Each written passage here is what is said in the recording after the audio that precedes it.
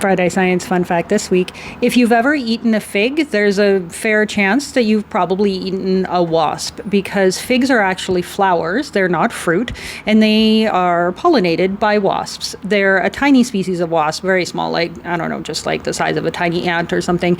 And they are attracted to the fig when it needs to be pollinated because of this chemical that the figs put out that attracts the female wasp. So the wasp will crawl inside the fig flower. As she does that, she loses her antenna and her wings, so she can't get back out again. And then she's in there and she lays her eggs, and then the male eggs will hatch and they will fertilize the female eggs, and then they will chew little holes and tunnels outside of the fig flower, and then they die. And then when the female eggs hatch, they crawl out of those tunnels, and on the way out, they get covered in pollen, and then they go off and they fly off to another fig flower that needs to be pollinated, and they repeat the cycle. After this happens, though, the mother wasp and the male wasp baby bodies are still inside the fig flower, and they just get digested and turned into fig that you then eat.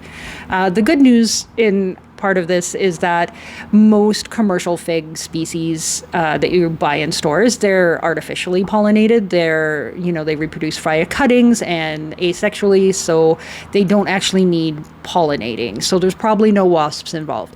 But if you've ever eaten a wild pollinated fig, then there's almost a certainty that you've eaten a wasp also.